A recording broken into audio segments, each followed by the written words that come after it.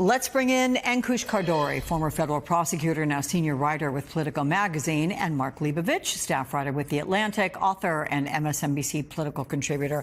Welcome, guys. So, Ankush, you first here, because the new Washington Post report says the War Powers Resolution does not apply to deadly boat strikes, which the administration has said killed 64 people so far. And that's because U.S. service members have not been put in harm's way.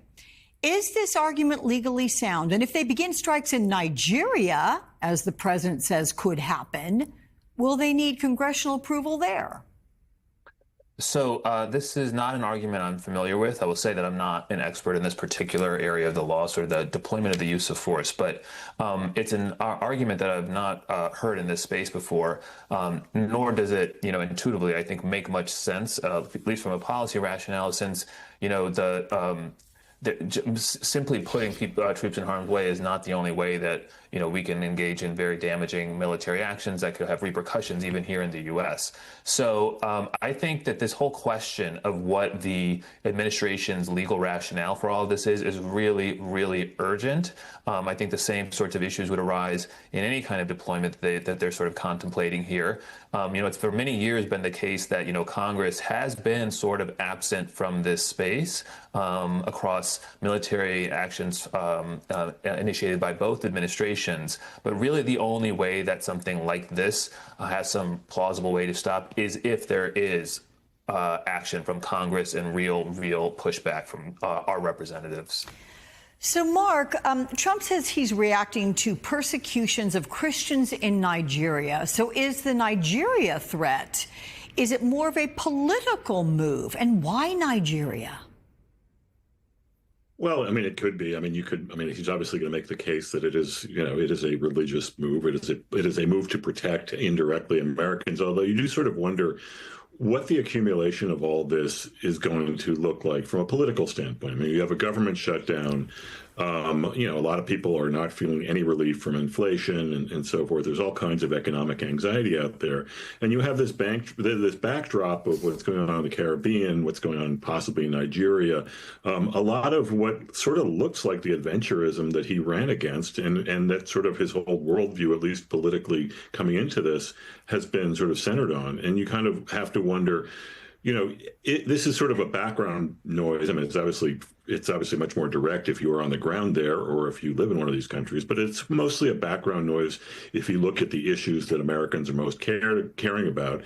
But when you sort of couple this with things like, the White House ballroom and the images around that and so forth, and you juxtapose it with the shutdown and a lot of dissatisfaction across the board, almost bipartisan in polls, you just sort of wonder how this is all going to look and what the general picture is going to look like. Yeah.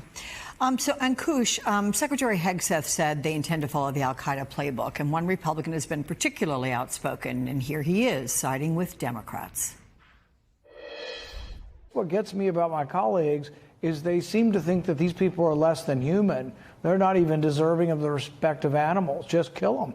And it's sort of this laughing sort of ha, ha, ha. There's nothing that we heard in there that changes my assessment that this is completely illegal, that it is unlawful, and even if Congress authorized it, it would still be illegal because they are extrajudicial killings where we have no evidence. Is there any legal avenue to force accountability? Look, it's not like there's a legal case that can go to court and say, hey, the president's exceeded his limits and we have to call the ships back. That's not how international relations and military works in our country. It is the case, I think, that it really does fall to Congress here to assert itself, either to make clear that they don't approve of this or to engage in even more assertive actions, maybe around appropriations or appointments or things like that. But I think that the question of sort of what the administration's argument here is a really, really good one. I have yet to hear a good argument in favor of any of this. Well, and then you have, Mark, Republicans who are increasingly critical of the administration's handling of these boat strikes. How do you interpret the contrast between Trump's America First campaign philosophy and saying he's a peace president with all his new saber rattling, by the way, in multiple directions, as he is leaning into commander-in-chief powers? And how do you expect Republicans in Congress to react to this pivot? Is this what MAGA elected him to do?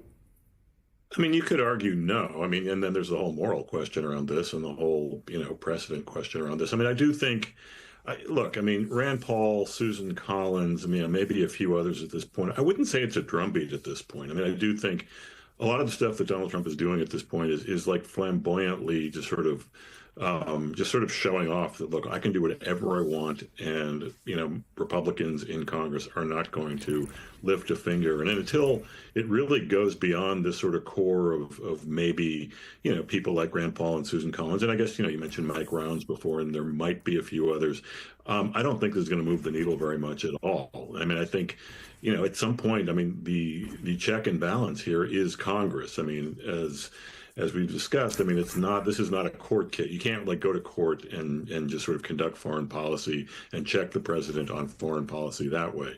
But I haven't really seen a real sort of drumbeat of disapproval from the House or Senate.